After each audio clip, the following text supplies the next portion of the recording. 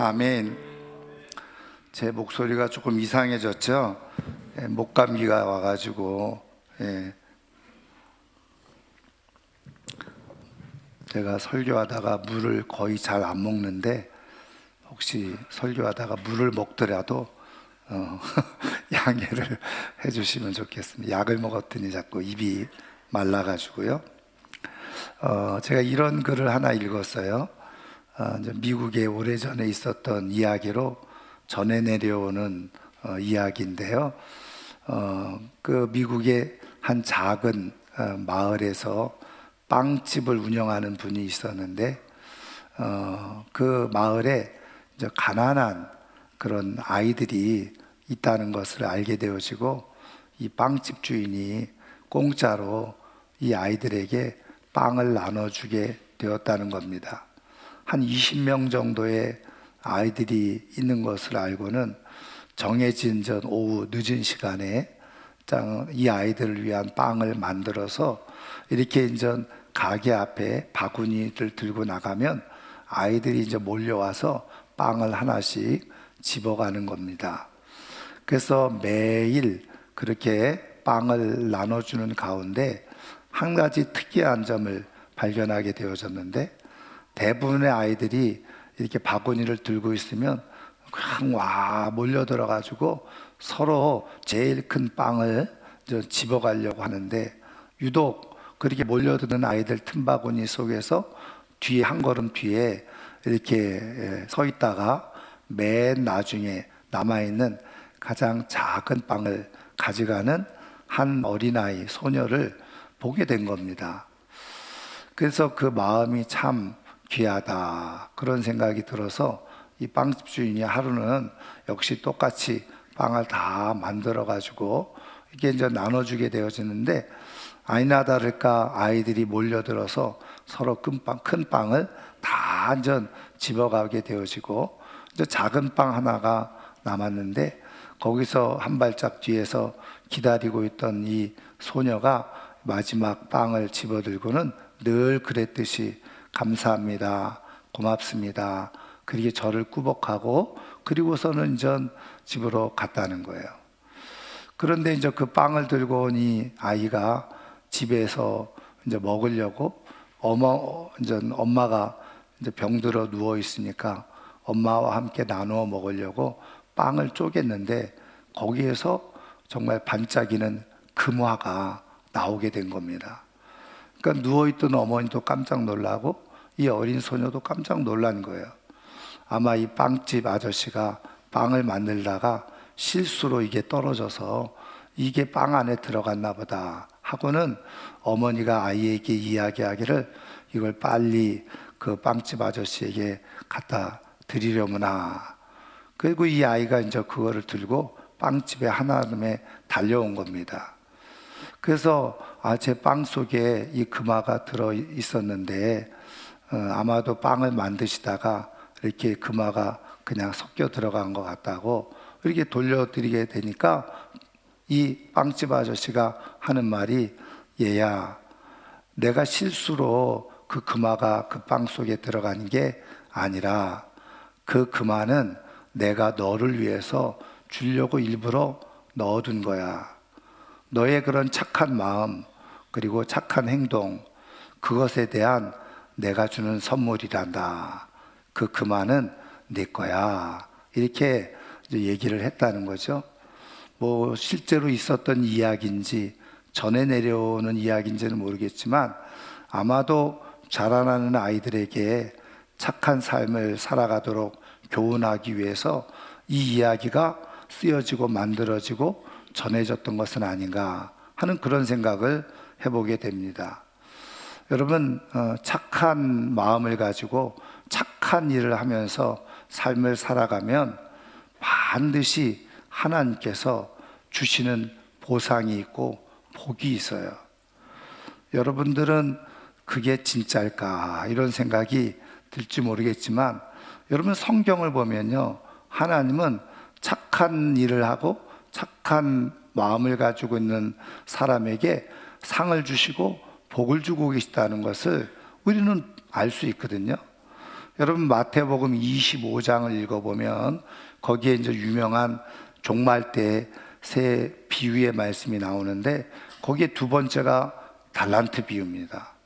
그래서 한 주인이 왕위를 받으러 이제 집을 떠나가면서 이제 그 종들에게 5달란트, 2달란트, 1달란트를 주잖아요. 그리고 이제 왕위를 받고 돌아왔는데 보니까 5달란트와 2달란트 받았던 사람은 열심히 일을 해서 5달란트와 2달란트를 남겼다고 그랬어요. 그랬더니 주인이 어떻게 칭찬했어요? 착하고 충성된 종아. 그러면서 내가 너희에게 더 많은 것을 맡기리니 주인의 잔치에 참여할지어다. 착하고 충성된 종아. 이렇게 칭찬하시는 거예요. 착했다는 거예요. 인정해 준 거죠. 그런데 1달란트 맡았던 사람들은 어떻게 해요? 땅에 묻어뒀다가 주인이 오니까 그 1달란트 다시 돌려줬어요. 손해본 건 아니지만 주인이 뭐라고 얘기를 합니까? 악하고 게으른 종아. 악하다는 거예요. 그러니까 하나님께서도 착한 것과 악한 것을 당연히 보고 계시는 거죠. 구분하고 계시는 거예요. 그리고 착한 마음, 착한 행동, 선한 일을 한 사람에게는 하나님께서 좋은 것으로 보응해 주시고, 악한 일을 하고 악한 행동을 하고 악한 말을 하면서 살아가는 사람들에게는 거기에 맞는 보응을 하나님이 하신다는 거죠. 저는 그런 의미에서 오늘 이 아침에 나온 우리 사랑하는 모든 성도님들은 악한 말, 악한 생각, 악한 말, 악한 행동 하는 것이 아니라 하나님께서 주시는 선한 마음과 착한 행동, 착한 그런 삶으로 살아갈 수 있기를 주님의 이름으로 축원합니다.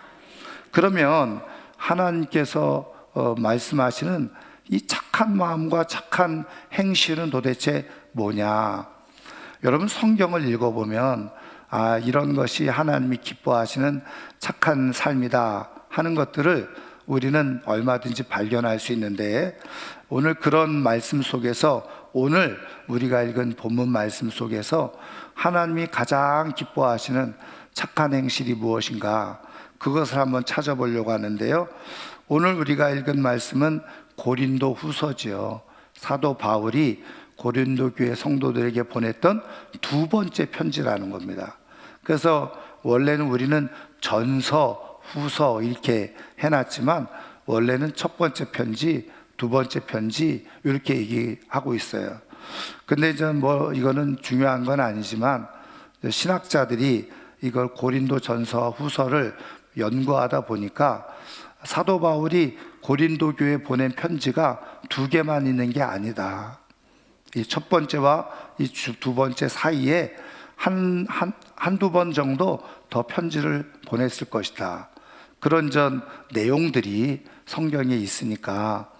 그런데 중요한 것은 그것이 발견되어지지 않았거나 없어졌거나, 그러니까 지금 우리 손에는 없는 거죠. 중요한 건 아니지만 어쨌든 그래서 이 두 번째 편지라고 되어져 있는데, 사도 바울이 두 번째 편지를 고린도 교회에 보내면서 자신과 이 일행들이 어떤 사람인지를, 또 어떤 목적을 가지고 지금 살아가고 있는지를 설명해 주고 있는 게 바로 이 우리가 오늘 읽은 5장 18절부터 20절까지의 말씀 속에 있다는 거예요. 자, 그러면 뭐라고 이야기를 하고 있느냐? 여러분 18절 말씀의 후반절에 보시면 이렇게 되어져 있어요. 또 우리에게 화목하게 하는 직분을 주셨으니, 화목하게 하는 직분을 주었다. 그런 직분을 맡아서 지금 살아가고 있다는 거죠. 또 19절의 후반절에도 보세요. 화목하게 하는 말씀을 우리에게 부탁하셨느니라. 또 20절에 보시면 그러므로 우리가 그리스도를 대신하여 사신이 되어, 그리스도를 대신해서 사신이 됐다. 이 사신은 오늘 우리식으로 말하면 앰버서더죠. 대사를 말하는 거예요. 그러니까 그리스도를 대신해서 하나님의 대사로 지금 너희들에게 이 복음을 전하고 있다. 하나님께서 화목하고 싶어 하시는 그 하나님의 마음을 지금 너희들에게 전하고 있다. 우리에게 맡겨진 일이 그 일이고 사명이다. 지금 바울이 그것을 이야기하고 있는 거예요. 그러면서 우리가 너희들에게 이렇게 하나님이 화목하고 싶어 하신다고 하는 말씀을 전했으니 20절 마지막에 보면 너희는 하나님과 화목하라. 이렇게 메시지를 전하는 거예요. 그러니까 여러분, 지금 바울이 지금 고백하고 있는 그대로 자기가 지금 살아가고 있는 삶의 이유와 사명이 뭐라는 거예요? 말씀한 것처럼 화목하게 하는 일을 위해서 자기가 지금 이 일을 하고 있노라, 이렇게 말하고 있는 거예요. 하나님의 대사, 하나님 나라의 일을 대신해서 내가 이 땅 가운데서 맡겨진 일을 하는데, 바로 하나님의 사랑을 사람들에게 전해서 하나님과 사람 사이에 화목하게 하는 일을 내가 지금 하고 있다라고 전하고 있는 거예요. 여러분, 하나님께서 지금 이 말씀을 통해서 하나님이 가장 기뻐하시는 선한 일, 착한 일이 무엇인지를 우리에게 교훈해 주시고 도전해 주시는데, 그게 뭐냐? 바로 사람과 하나님 사이를 화목시키는 일. 그게 바로 하나님께서 가장 기뻐하시는 일이라는 거예요. 여러분, 바울이 지금 왜 이 일을 하고 있습니까? 여러분, 사실은 어떤 면에서요, 바울은 만약에 이 일을 하지 않았다고 한다면 세상적으로 보면 훨씬 더 부유하게, 풍성하게, 그리고 좀 명예롭게 그렇게 살아갈 수 있는 사람이 바울이었다고요. 왜냐하면 일단은 바리새인으로서 율법에 능통했다 그랬죠. 로마 시민권도 가지고 있었죠. 그리고 그 당시에 모든 지식과 철학에 능통했던 사람이 바울이었거든요. 그러니까 세상적으로 이야기하면 얼마든지 세상 가운데서 존경받으면서 지식인으로, 또 부유한 자로, 로마 시민으로 대우받으면서 살아갈 수 있었던 사람이 바울이었어요. 근데 여러분, 우리가 잘 아는 것처럼 이렇게 하나님과 사람 사이에 화목을 하게 하는 직분이 자기에게 주어져서 그 일을 감당하고 있는데, 오히려 이 일은 이 바울에게 오히려 큰 고생이었던 거죠. 우리가 이미 말씀을 같이 본 것처럼 바울은 이렇게 하나님의 대사가 되어서 하나님의 사랑을 전하는 이 일을 통해서 오히려 더 많은 고통과 어려움과 시련, 환난을 당하면서 지금 살아가고 있는 거예요. 여러분, 그런 의미에서 보면 하나님과 사람 사이에 화목해 하는 이 일을 하는 게 별로 좋아 보이지는 않죠. 왜? 그 일을 통해서 뭐 대단한 재산을 얻는다든지, 물질을 얻는다든지, 명예를 얻는다든지, 그러면 한번 해볼 만할 텐데 그런 게 아니었단 말이에요. 그러면 바울은 왜 자기의 세상적인 모든 영광과 명예로움을 다 뒤로하고 이렇게 고난을 당하고 어려움을 당하고 사람들에게 비웃음과 조롱을 당하면서 왜 이 일을 하고 있느냐는 거예요. 여러분, 물론 일단은 하나님이 바울에게 이 일을 맡겨주었기 때문에 바울이 하고 있는 거죠. 그런데 그냥 맡겨졌기 때문에 그냥 억지로 하는 걸까요? 그렇지는 않아요. 그러면 바울은 왜 이렇게 하나님과 사람 사이에 화목하게 하는 일을 정말 기쁨으로, 그게 고난과 고통과 어려움, 많은 사람들의 비웃음 속에서도 이 일을 하고 있느냐는 거죠. 여러분, 여기에 우리는 바울이 경험했던 놀라운 영적 경험들을 우리가 생각해 볼 필요가 있는데요. 일단 바울은 우리가 알고 있는 것처럼 부활하신 예수님을 만났잖아요. 근데 이 부활하신 예수님을 만난 것만으로도 사실은 놀라운 일인데, 바울이 어떤 사람이었다고요? 이 구약에 능통한 사람이었어요. 율법에 능통한 사람이었어요. 그래서 사실은 예수를 받아들이지 않았던 거예요. 근데 부활하신 예수님이 자기에게 나타나셔서 말씀하시는 것을 경험하고 나니까 이 예수님이 정말 도대체 누구신가? 그래서 우리가 성경을 읽어보면 구체적으로 그런 내용은 나와 있지 않지만 갈라디아서 말씀을 읽어보면 바울이 부활하신 예수님을 만난 다음에 아라비아로 내려갔다 그랬어요. 그 아라비아에서 3년 동안 있었어요.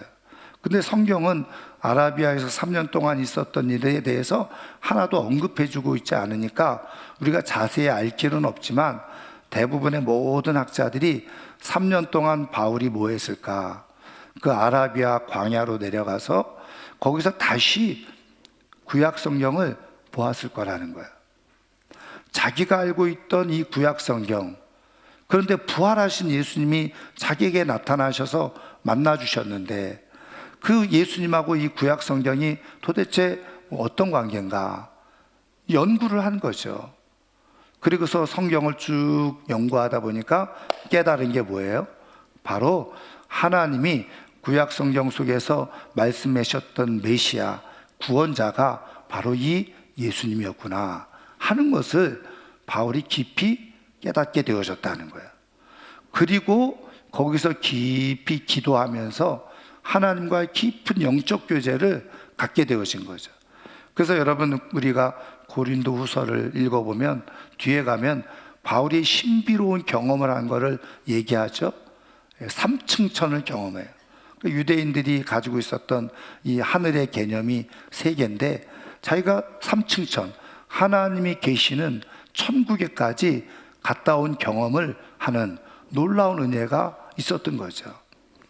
그런데 그 바울이 지금 하나님의 말씀을 이렇게 묵상하고 기도하고 하나님과 깊은 영적 교제 속에서 들어가면서 하나님의 마음을 보게 되는 거예요.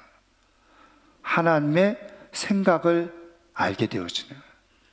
근데 성경을 통해서 가만히 보니까 또 하나님께서 자기에게 계시해 주시는 하나님의 음성을 들어보니까 하나님은 사람을 너무 좋아하시더라는 거예요.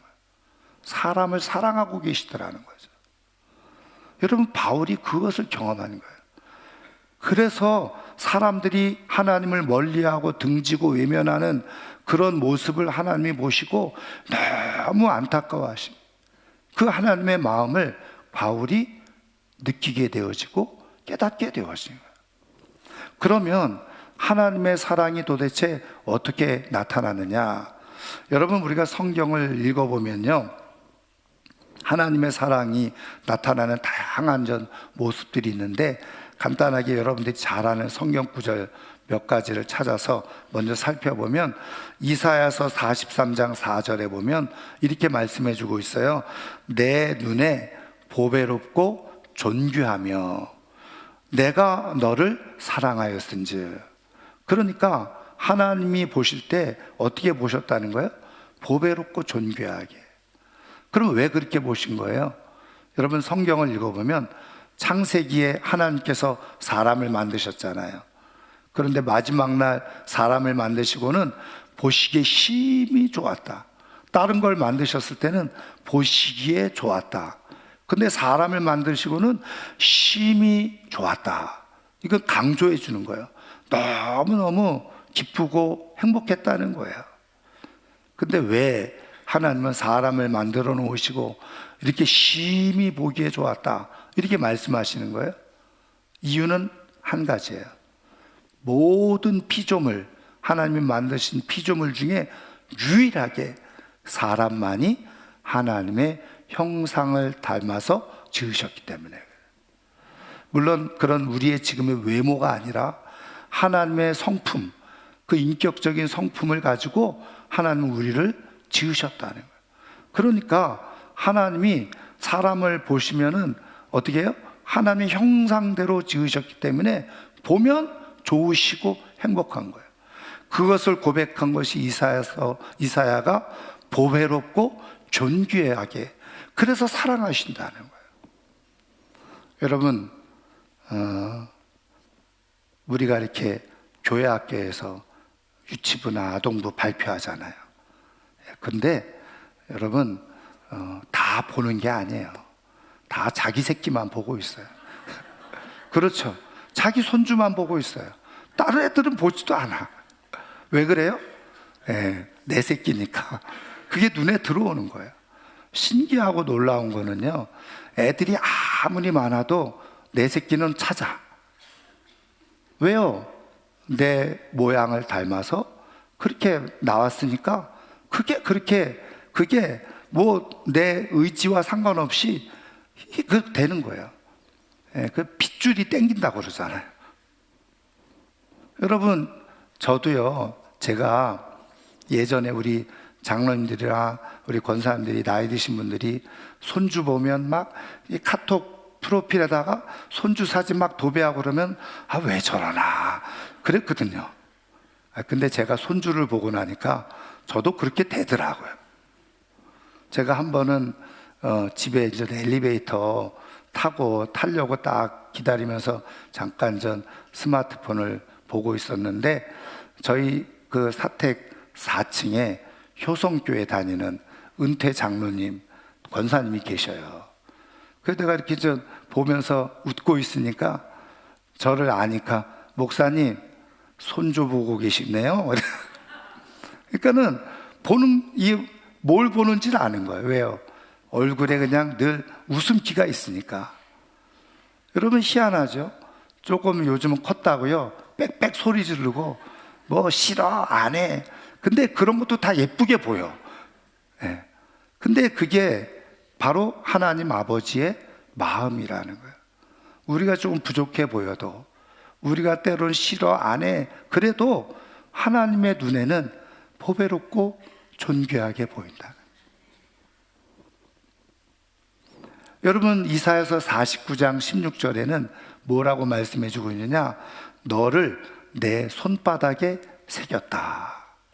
여러분, 지금 여러분들의 이름이 아니라 여러분들의 얼굴을 하나님의 손바닥에다 새겨놓고 보신다는 거예요. 여러분, 이 의미가 뭐예요? 우리가 이렇게 보면 늘 보이잖아요. 하나님은 스마트폰은 없으실지 몰라도 손바닥에다가 우리들을 다 적어 놓으셨어요. 이름을 적어 놓은 게 아니에요. 사람의 얼굴을 그대로 보시고, 그리고서 손바닥에 새겨놓고 우리를 보시면서 어떻게 하시는 거예요? 늘 흐뭇하게 미소를 짓고 계시는. 여러분, 그게 바로 하나님의 사랑이에요. 그래서 예레미야 선지자는 31장 3절에 뭐라고 고백하라고 하냐면, 내가 영원한 사랑으로 너를 사랑하기에 인자함으로 너를 이끌었노라. 하나님의 말씀을 대변하면서 하나님이 말씀하시기를 내가 너를 영원히 사랑하기 때문에 내가 너를 사랑해서 사랑으로 너를 지금 인도하고 있노라, 이렇게 말씀하시는 거예요. 여러분, 사도 바울이 하나님의 말씀을 이렇게 묵상하면서 하나님께 기도하면서 하나님의 마음을 보게 된 거죠. 아, 하나님이 이렇게 사람들을 사랑하고 계시는구나. 이렇게 사람들과 관계를 맺고 싶어 하시는구나. 이렇게 사람들을 그리워하고 계시는구나. 여러분, 그것을 사도 바울이 겪고 나서 여러분 기록해 놓은 성경이 있어요. 여러분, 지금 우리가 고린도후서를 펴놓고 계실 텐데 그 다음에가 갈라디아서고 그 다음이 에베소서예요. 자, 에베소서 1장을 한번 보시죠. 에베소서도 사도 바울이 에베소 교회에 보낸 편지잖아요. 자, 에베소서 1장 3절부터 6절까지를 보세요. 자, 3절부터 6절, 좀 길지만 같이 한번 읽도록 하겠습니다. 찬송하리로다. 하나님 곧 우리 주 예수 그리스도의 아버지께서 그리스도 안에서 하늘에 속한 모든 신령한 복을 우리에게 주시되 곧 창세 전에 그리스도 안에서 우리를 택하사 우리로 사랑 안에서 그 앞에 거룩하고 흠이 없게 하시려고 그 기쁘신 뜻대로 우리를 예정하사 예수 그리스도로 말미암아 자기의 아들들이 되게 하셨으니 이는 그가 사랑하신 자 안에서 우리에게 거저 주시는 바 그의 은혜의 영광을 찬송하게 하려는 것이라. 아멘. 그러니까는 바울도 이 성경을 깊이 묵상하고 하나님을 만나고 하나님의 음성을 듣고 하나님과 관계를 맺다 보니까 하나님의 심정이 어떤지, 하나님의 마음이 어떤지를 알게 되어졌어요. 그래서 기록하면서 이 에베소서에서 하나님의 마음, 기쁘신 뜻을 가지고 우리를 예정하시고, 그리고 선택하시고 사랑으로 우리를 부르셔서 하나님의 자녀가 되게 하셨다, 이렇게 고백하고 전하고 있는 거예요. 여러분, 바울은 이런 하나님의 사랑의 마음을 아니 고생이 되고 힘들고 수고롭고 때로는 그것을 알지 못하는 사람들에 의해서 비난을 받아도 그 하나님의 사랑을 전하는, 그런 화목케 하는 직분을 그대로 감당하고 있었던 거예요. 여러분, 이렇게 하나님의 사랑이 있음에도 불구하고 사람들이 그런 하나님을 외면하고 거부하고 등을 돌리고 심지어는 하나님에 대해서 원수처럼 행하는 그런 모습을 보고 안타까움에 하나님은 이런 분이다, 하나님이 너를 얼마나 사랑하시는지, 그것을 계속 사람들에게 전하는 일을 바울이 했다는 거예요. 여러분, 바울은 깨달았어요. 왜요? 하나님의 사랑이 사람들을 향해서 있는데 그 하나님의 사랑을 모르는 사람들에게 전해주는 것이야말로 하나님이 기뻐하시는 가장 좋은 일, 가장 선한 일이라는 것을 바울은 깨달은 거예요. 그래서 세상에서 자기가 얼마든지 화려하게 살 수 있지만 그것을 다 배설물로 여기고 사람들에게 하나님을 알지 못하고 사랑을 알지 못하고 죄악 가운데 멸망으로 살아가는 사람들에게 하나님의 심정을 가지고 하나님의 사랑을 가지고 하나님의 사랑을 그들에게 전하고 이야기하는 삶으로 자신의 삶을 드리게 되어진 거죠. 그래서 예수님께서 이 땅에 오셔서 하나님과 사람 사이에 중요한 십자가로 연결시켜 주시고 징검다리가 되신 것처럼 바울도 어떻게 해요? 그리스도의 사신이 되어져서 나도 하나님과 사람들 사이에 내 인생을 징검다리로 놓겠노라고 고백하게 된 거예요. 왜요? 그것이 하나님 앞에서 가장 착한 일, 가장 선한 일이라는 것을 알았기 때문인 거예요. 여러분, 저는 오늘 이 아침에 나온 사랑하는 성도님들이 하나님께서 가장 기뻐하시는 선한 일이 무엇인지를 잘 깨닫고 하나님의 사랑을 사람들에게 전하는 가운데 하나님과 사람들 사이에 나로 인해서 영적 징검다리, 사랑의 징검다리가 되어져서 나를 통해서 사람들이 하나님의 사랑을 알아가고 하나님의 은혜를 경험하는 그런 은혜와 축복이 있기를 주님의 이름으로 축원합니다. 여러분, 전도는 가장 착한 일인 거예요. 전도는 하나님께서 가장 기뻐하시는 선한 일인 거예요. 왜? 죽어가는 영혼을 하나님의 사랑의 자리로 옮기는 일이기 때문에 그래요. 저는 우리 사랑하는 성도님들이 이 선한 일에, 하나님이 기뻐하시는 착한 일에 앞장설 수 있기를 주님의 이름으로 축원합니다. 그런데 여러분, 이 일은요, 우리가 먼저 시작한 게 아니라는 거예요. 여러분, 빌립보서 1장 6절에 보면 사도 바울이 이렇게 기록을 해주고 있어요. 너희 안에서 착한 일을 시작하신 이가 그리스도의 예수의 날에 모든 것을 이루시리라 말씀하고 있어요. 너희 안에서 착한 일을 시작하시니 누구예요? 하나님이시죠. 우리에게 하나님의 사랑을 부어주시고 사랑을 알게 하셔서 하나님의 자녀로 삼아주신 분, 그분이 이미 착한 일을 시작하셨다는 거예요. 여러분, 하나님이 착한 일을 하셔서 우리가 하나님의 사랑을 알고 살아가듯이 하나님이 착한 일을 가장 기뻐하시듯이 우리가 하나님의 그런 사람으로서, 사랑을 입은 사람으로서 하나님이 기뻐하시는 착하고 선한 일에 앞장서서 살아갈 수 있는 하나님의 사람들이 꼭 되기를 주님의 이름으로 축원합니다.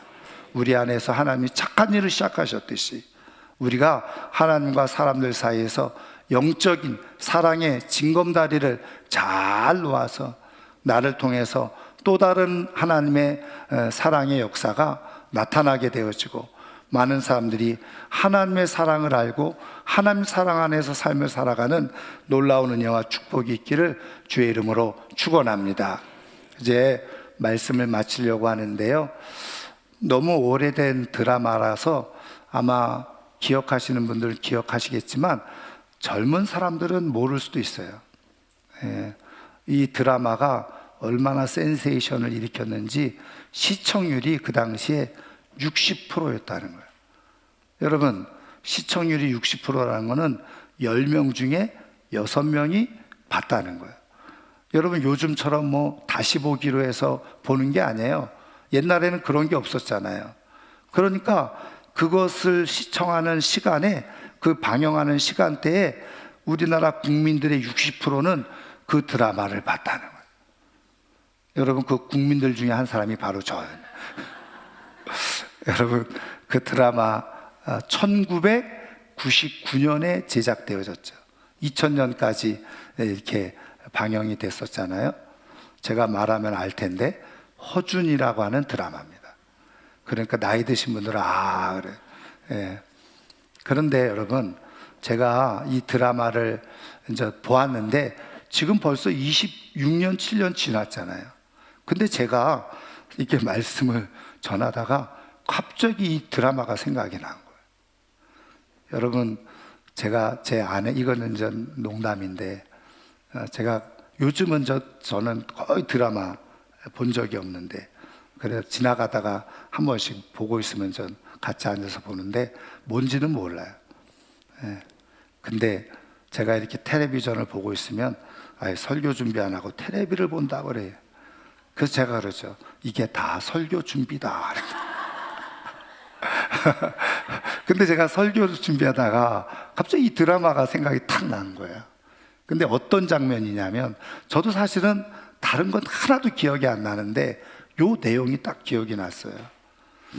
여러분, 주인공이 허준인데 허준의 스승이 누구였어요? 예, 유의태라고 하는 명이었어요. 유의태 밑에 허준이 의술을 배우게 된 거죠. 근데 유의태 아래 또 하나 아들이 있어요. 유도지. 근데 유의태나 허준은 실존 인물입니다. 근데 이제 유도지는 아마 가상의 인물, 드라마를 조금 각색하기 위해서 그렇게 이제 만들었다고 하는데, 유도지라고 하는 아들이 있었어요.